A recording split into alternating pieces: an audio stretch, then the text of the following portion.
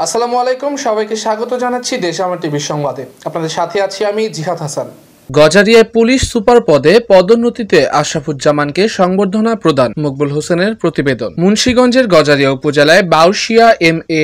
আজহার উচ্চ বিদ্যালয়ের প্রাক্তন শিক্ষার্থী বন্ধন অ্যাসোসিয়েশনের উদ্যোগে সভাপতি Bandhan association Mohammad Ashrafuzzaman police super পদে পদোন্নতি প্রাপ্তিতে সংবর্ধনা ও একই বিদ্যালয় থেকে অবসরপ্রাপ্ত শিক্ষকদেরকে সম্মাননা প্রদান করা হয়। শুক্রবার বিকালে ঢাকা চট্টগ্রাম মহাসড়ক সংলগ্ন বাউশিয়া এলাকায় উজান ভাটি রেস্টুরেন্ট মিলনায়তনে বন্ধন অ্যাসোসিয়েশন 99 ব্যাচ কর্তৃক উদ্যোগে সংবর্ধনা অনুষ্ঠানের আয়োজন করা হয়। সংবর্ধনা অনুষ্ঠানের প্রধান আকর্ষণ 99 ব্যাচের শিক্ষার্থী মোহাম্মদ আশরাফুজ্জামান পুলিশ বিভাগে চাকরিরত থেকে ক্রমান্বয়ে একের পর এক পদোন্নতিতে বর্তমানে পুলিশ বিভাগ এসবি শাখায় পুলিশ সুপার পদে পদোন্নতি অর্জন করেন। সংবর্ধনা উপলক্ষে বাউশিয়া এম.এ. আজহার বিদ্যালয় থেকে অবসরপ্রাপ্ত শিক্ষকদের সম্মাননা প্রদান করা হয়। অবসরপ্রাপ্ত শিক্ষকদের মধ্যে উপস্থিত ছিলেন সাবেক সহকারী প্রধান শিক্ষক মোহাম্মদ মহসিন কবির মিয়াজি, সাবেক সহকারী শিক্ষক আব্দুল মতিন, সাবেক সহকারী শিক্ষক আব্দুল আহাদ মিয়া প্রমুখ। বন্ধন অ্যাসোসিয়েশন সভাপতি মোহাম্মদ